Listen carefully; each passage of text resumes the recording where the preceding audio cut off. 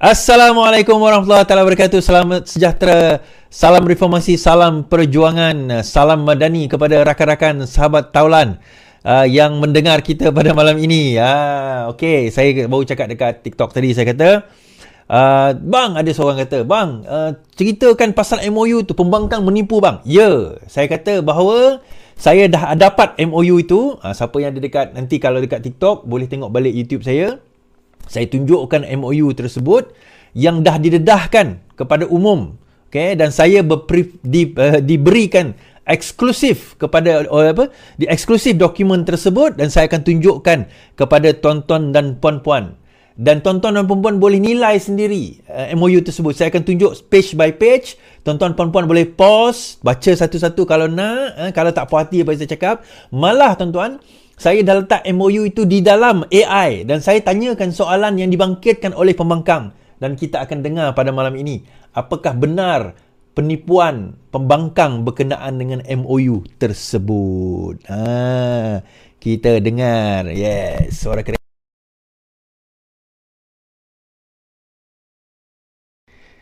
Alright, so suara okey Harap suara okey. Di TikTok semua suara okey. Saya tak nak nanti ada yang ada bentuk begini, begitu begini, suara apa, tak dengar saya.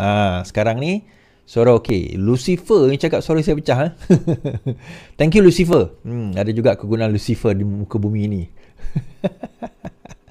Alright, okey, suara semua okey. Salam, terima kasih. Suara okey, terima kasih. Give thumb up. Terima kasih yang klik thumb up. Terima kasih yang klik thumbs up kepada saya. Terima kasih. Hashtag terima kasih. Salam Madani, Kota Semarahan. Ronald Ron. Okey. Terima kasih. Segulai sejalai. Alright.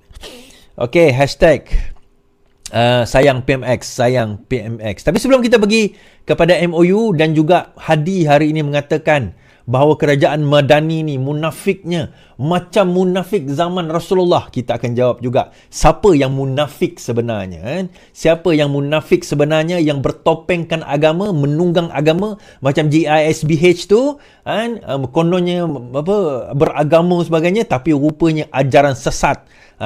Jangan kita tak tahu tuan-tuan. Tetapi sebelum itu, kemukakan satu berita. Fuziah ganti Saifuddin sebagai Setiausaha Agung PKR. PKR melantik Fuziah Saleh sebagai Setiausaha Agung yang baru bagi menggantikan YB Saifuddin Nasution Ismail. Dalam satu kenyataan hari ini, Naib Presiden PKR Nik Nazmi memaklumkan, ni semalamnya berita, Saifuddin melepaskan jawatan tersebut dan akan menumpukan tugasnya sebagai Ketua Setiausaha Pakatan Harapan. Menurut Saifuddin, juga dilantik sebagai penasihat jawatan kuasa pengurusan yang dianggotai Naib Presiden Nurul Izzah, Fuziah, William Leong, dan juga Muhammad Kamil Munim, dan juga Timbalan Ketua Wanita Juwairiah Zulkifli. Peranan jawatan kuasa baru ini bagaimanapun masih belum jelas. Menurut Nik Nazmi, penyusunan semula jawatan penting diputuskan oleh MPP PKR yang bermusyawarah hari ini. Kesemua lantikan itu berkuat kuasa serta merta. Penyusunan yang semula itu menyaksikan kepimpinan PKR dirombak apabila Muhammad Khairul Amir Sabri dilantik pengurusi menggantikan Chan Lee Kang yang akan terus menjawat Naib Presiden, manakala Muhammad Azlan sebagai Timbalan Pengurusi MPN Perak. Sementara itu, jawatan pengurusi MPN Pang yang sebelum ini disandang Fuziah akan diisi oleh Rizal Jamin. Okey. Ini juga ada dalam X saya tengok hari ni, kan. PKR bergolak. Kenapa nak tukar Setiausaha Agung? Okey, pertama sekali kita nak bagi tahulah, jawatan Setiausaha Agung di dalam Parti Keadilan ni dia berbeza dengan Setiausaha Agung di dalam DAP. Di dalam DAP ataupun mungkin tak tahulah parti lain, kan, mungkin dalam Bersatu pun Setiausaha Agung tu jawatan yang sangat tinggi, tuan-tuan. Tetapi nak mengatakan jawatan Setiausaha Agung tak tinggi, tak juga dalam PKR. Cuma saya nak kata perubahan itu bukanlah bermakna sesuatu yang macam kita nak ubah presiden, tak. Okey.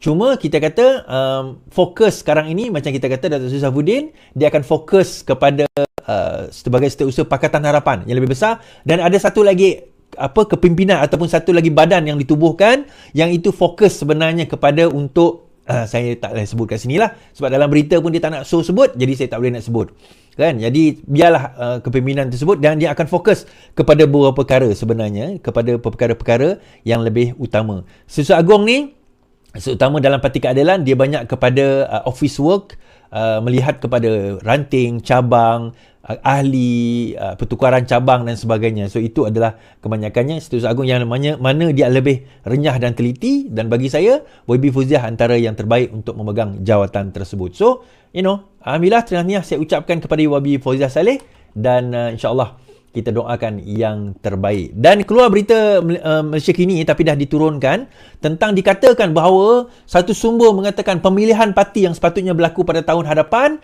akan ditunda sehingga selepas selepas PRU berlangsung. Namun begitu, terus dikeluarkan kenyataan akhbar oleh Setiausaha Agung menyatakan Fauziah PKR bincang tangguh pemilihan parti namun belum diputuskan. Okey. Allah. Okey, tengok dah hilang dah berita tu kan. Perbincangan pemilihan parti itu, okey.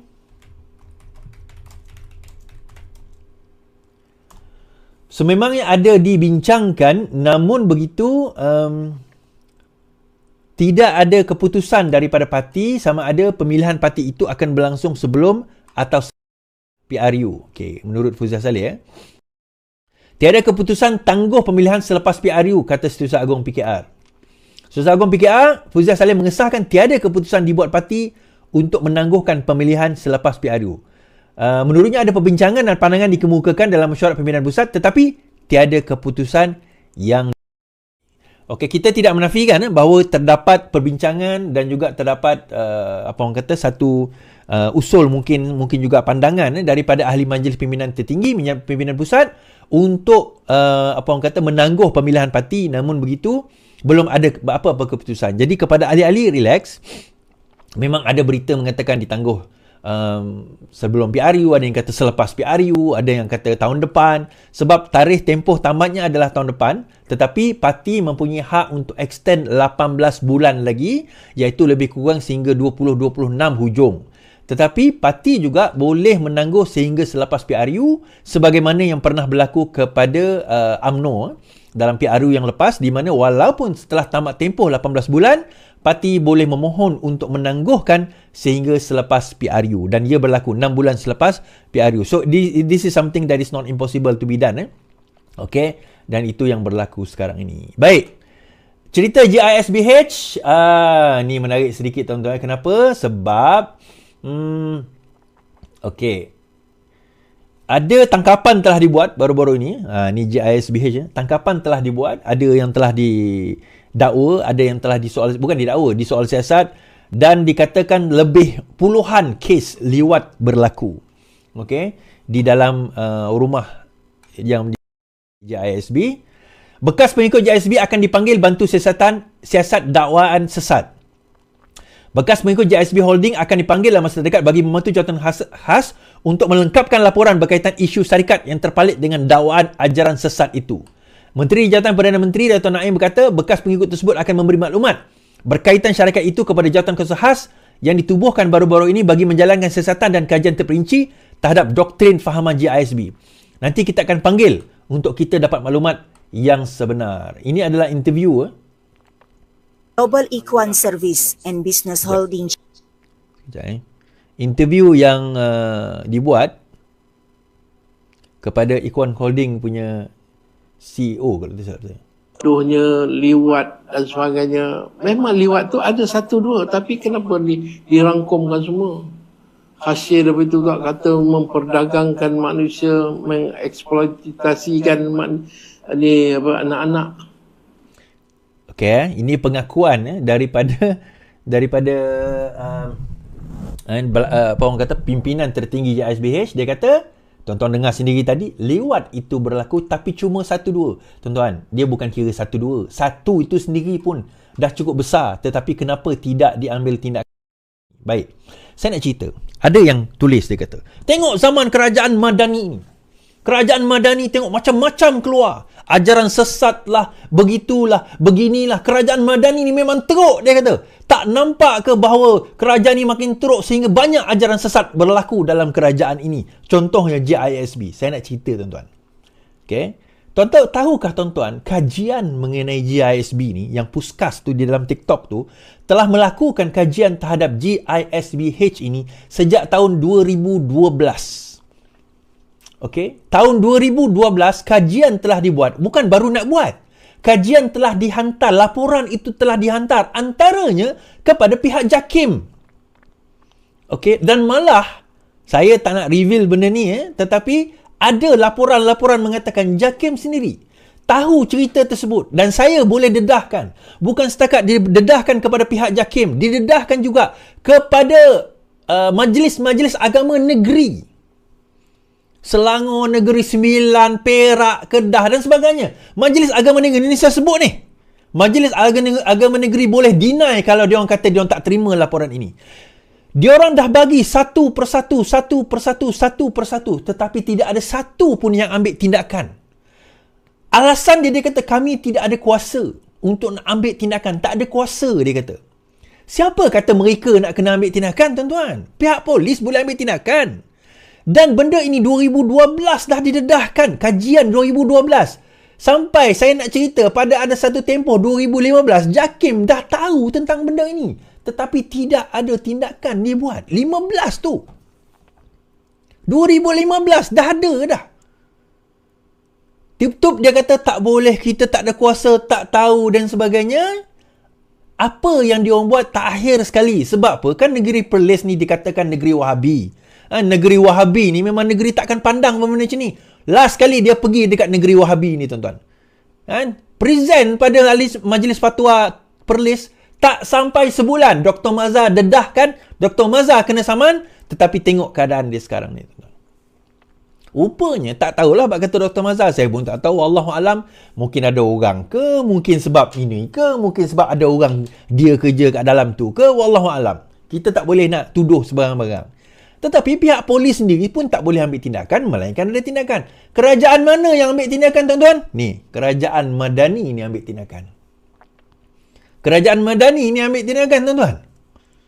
Dah berlaku puluhan kes liwat. Itu yang kita boleh detect, yang kita tak boleh detect, yang kita tak tahu. Dia nak tabaruk. Tabaruk dia kata, dia nak ambil berkat pada satu barang itu. Dia buat masakan dia. Ini menurut laporan yang diberitakan lah. Dia ambil masakan, dia ambil makanan, dia basuh dengan basuhan muka. Basuhan janggut, dia kata. Ini dakwaan dia lah. Betul atau tidak, wallahualam. Kita tengok nanti di mahkamah. Ada yang kata, dia orang tak bersalah lagi, jangan hukum. Ya, kita tahu. Dia orang tak bersalah. Saya tak menghukum. Cuma saya nak bagi tahu. Kenapa daripada 2012, ni dah masuk 2024, 2014, 13, 14, 15, whatever. 12 lah kita kata. Dah 10 tahun. Laporan itu dah dikaji. Tidak ada sebarang tindakan diambil terhadap mereka. Takkan 10 tahun kita nak membiarkan dosa-dosa ini terus terpalit kepada pemegang-pemegang agama kita ni. Sebab apa? Sebab mereka menutup mata mereka, tuan-tuan. Kan? Dia orang ni faham agama, tahu agama. Tahu macam mana nak ambil tindakan. Saya sensitif sikit benda macam ni kan. Dia dah ada kajian dah dibuat. Dah ada risikan dah dibuat. Dah ada video, dah ada gambar. Oh, ini bukan bidang kuasa kami. Kami akan ambil tindakan. Tapi tak tahu bila. 10 tahun berlalu. Nasib baiklah Dr. Mazhar ni ambil tindakan. Nasib baiklah Menteri Agama kita ni tak takut untuk no fear of favor nak ambil tindakan. Kalau tidak, apa jadi nasib pada dia orang tu? Berlakulah 1-2 liwat. Ya, itu dia cakap. Mungkin dah, mungkin. Kita tak menafikan. Mungkin pada dia berlaku. 1-2 yang laporannya pada dia. Tapi kita tak menafikan juga. Mungkin lebih daripada itu yang tidak dilaporkan pada dia. Dia mungkin tidak berbohong. Dia tahu 1-2. Tapi polis mengatakan bahawa lebih puluhan kes liwat pemerdagangan manusia. Kan saya kata, itu saya bagi cerita bahawa dekat rumah ada satu rumah ni lah. Rumah kononnya rumah anak yatim dan asnaf tu. Rupanya anak-anak dia diletakkan kat situ. Kita ni terlibat banggilah bantuan, kesian kan tuan-tuan, kesian. Dan kita found out rupanya scam, tuan-tuan. Kita bagi makan anak-anak dia. Bukan tak boleh nak bagi makan. Kalau nak cerita, inilah anak-anak jemaah kami, cerita je lah. Kenapa nak kena menipu? Mengatakan mereka ni anak yatim, anak asnaf. Cerita je lah, ini anak-anak kami. Kami ni orang miskin. Kan, isteri kami 4, anak kami 20, tapi saya tak mampu nak jaga anak saya. Kira asnaf lah, okey lah, cerita je. Kami nak bagi tak bagi tu cerita lain. Tapi cerita lah, janganlah cakap ini anak yatim, kematian mak, kematian bapa, ditinggalkan oleh mak atau ditinggalkan oleh bapa, kan. Janganlah cakap macam tu. Itu satu scam, satu penipuan. Saya kata. Jadi kita sebut tentang penipuan ini.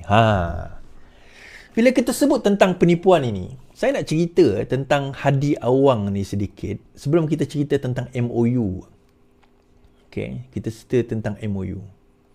Saya nak cerita tentang Tuan Guru Haji Hadi Awang yang membuat satu kenyataan di dalam muktamar muktamar atau pembukaan. Muktamar PAS ni dia bagi satu ucapan panjang. Saya terpaksa dengar, tuan-tuan. Tak apalah, kita dengar je lah apa dia ucapkan tu kan. Dan ada satu ucapan tu dia kata Madani macam munafik di Madinah era awal Islam. Dia kata. Munafik munafik. Sebab dalam era awal Madinah, dia ada golongan munafik tau. Golongan munafik yang kononnya Islam datang, kononnya apa orang kata mengaku diri mereka Islam, tapi sebenarnya mereka munafik. Tapi saya nak cerita tentang golongan munafik zaman Nabi. Yang pertama, yang tahu munafik tu hanyalah ada 2 orang je.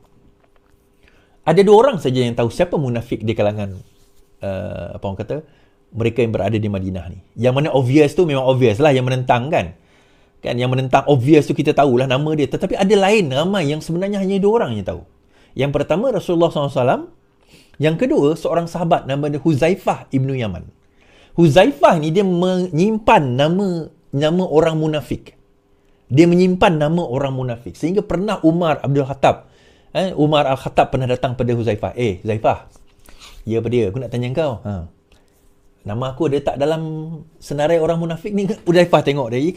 Kau ni biar betik soalan kau kan. Kau ni sahabat Nabi yang besar. Takkan nama kau ada dalam ni? Tak ada, aku tanya je. Dia kata. Aku tanya, ini sikap seorang sahabat takut-takut nama dia ada dalam senarai munafik. Tak ada lah. Lepas tu ada satu cerita kan. Umar ni dia akan tengok Huzaifah kalau orang meninggal yang Islam lah. Dia pergi semayang ke tidak? Kalau dia tak pergi semayang, Umar tak pergi. Sebab dia takut orang tu orang munafik. Tapi bukan sebab dia tak pergi tu orang tu munafik. Tak. Kadang-kadang mungkin sebab dia ada urusan ke, dia sakit perut ke, kita tak tahu lah kan. Tapi Umar dia tengok. Kalau Huzaifah tak pergi, dia tak pergi. Poin cerita saya apa tuan-tuan? Even zaman itu pun hanya 2 orang je tahu. Nabi ni tak sewenang-wenang dan tak semudah-mudah nak memunafik dan mengkafirkan orang. Sebab pemunafik ni kafir tuan-tuan. Ada satu surah Al-Quran, satu ayat surah Al-Quran khas untuk orang-orang munafik. Ya ayyuhal munafikun. Orang munafik. Dan surah Al-Baqarah tu juga menyebut sepanjang surah tu adalah tentang orang munafik. Maksudnya even Rasulullah sendiri pun tak sewenang-wenangnya memanggil orang Islam itu munafik. Tetapi tuan-tuan, saya nak tunjuk. Hadi dikecam dakwa Madani macam munafik di Madinah era awal Islam. Pemuda Amanah mengutuk kenyataan Presiden PAS Abdul Hadi Awang yang mendakwa pentadbiran kerajaan perpaduan seperti meneruskan agenda sebagaimana golongan munafik pada zaman awal di Madinah. Pemuda Amanah mengecam sekeras-kerasnya tindakan Hadi kerana mengeluarkan ucapan yang membentuk hasutan yang boleh menyebabkan tragedi memali berulang seperti mana amanat Hadi Awang di Banggul Peradong, kata setiausahanya Syahir Muhammad Shah.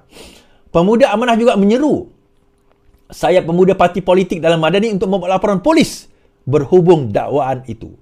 Munafik merujuk kepada seorang secara terbuka menunjukkan dia seorang Muslim tetapi dalam jiwanya menolak Islam atau bertindak bertentangan dengan agama atau ketika berada di kalangan musuh Islam. Saya bukan cakap di sana, saya bawa ucapan tersebut 49 minit 23 saat, tetapi saya ambil ucapan ke-26, lepas itu baru dia cakap tentang munafik itu. Tetapi saya nak bawa siapa sebenarnya munafik. Okay? Siapa sebenarnya munafik? Undang syariat. Okay, kita tengok tentang, dia sebut tentang apa? Tentang royalty. Yang mengamal dan pengamal dan penggubal undang-undang bukannya menghalang apatah lagi menghina.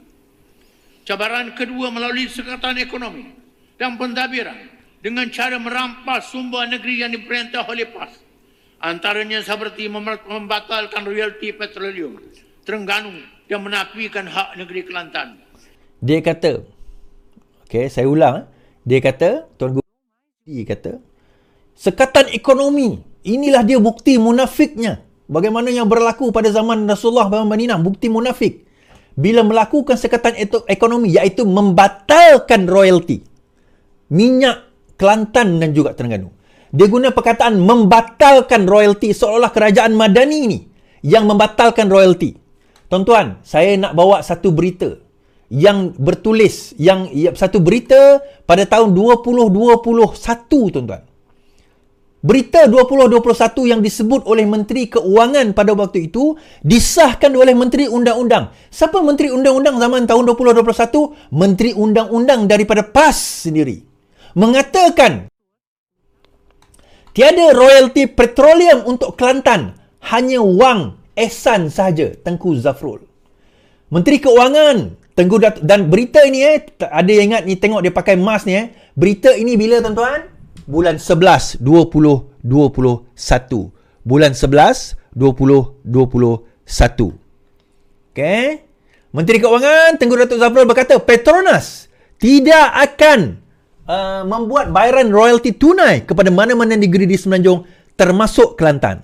Ini seperti jawapan bertulis beliau di Dewan Rakyat hari ini. Beliau berkata disebabkan kedudukan medan pengeluaran petroleum adalah di luar perairan negeri Kelantan. Okey. Ini bukan setakat untuk negeri Kelantan sahaja, tetapi ia juga disebut di dalam parlimen juga untuk negeri-negeri di Semenanjung Malaysia. Tidak ada satu menerima royalti. Menurut siapa yang mengatakan tak layak ni, tuan-tuan?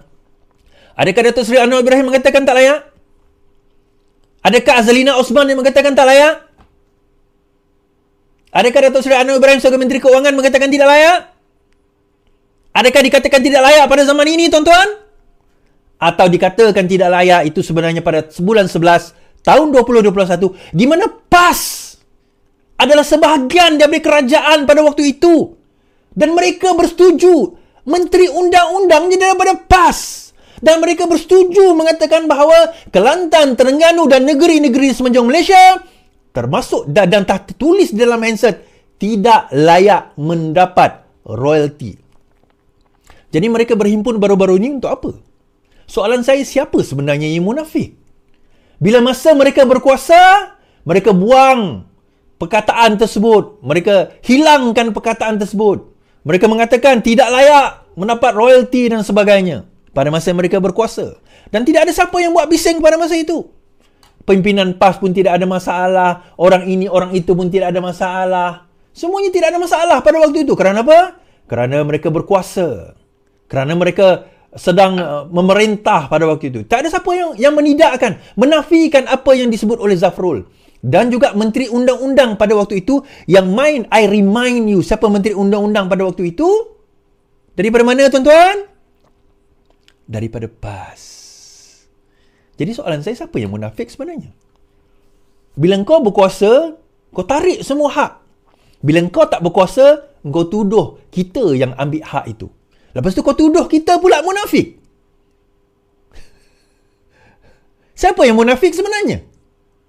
Saya pernah berdebat dengan geng di dalam TikTok ni lah. Geng dalam TikTok ni. Geng yang kata, orang Kelantan lah. Dia kata, saya yakin, saya boleh. Saya tanya dia. Okey, berdasarkan kepada apa? Berdasarkan kepada Petroleum Development Act 1974. Dia ingat kita ni tak tahu undang-undang lah. Saya kata, awak baca tak?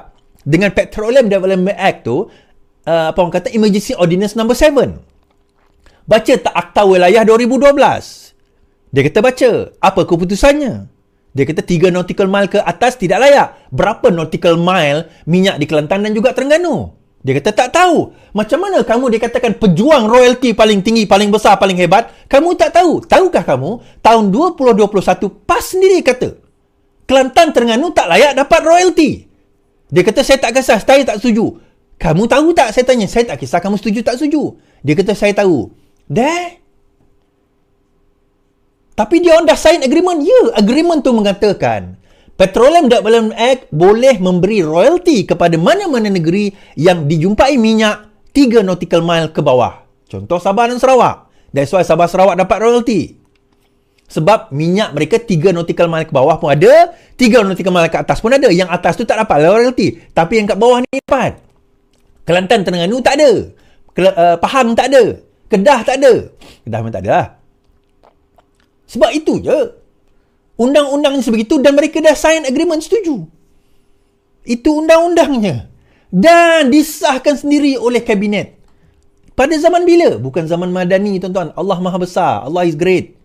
Didedahkan zaman diorang memerintah. Soalan saya, siapa yang munafik ni sebenarnya? Hari ini cakap lain, esok cakap lain. Bila mereka berkuasa cakap lain. Bila mereka tak hilang kuasa cakap lain. Bila mereka tak ada kuasa, yang bodoh je yang boleh faham, yang boleh akan terima cerita ni. Yang bodoh je.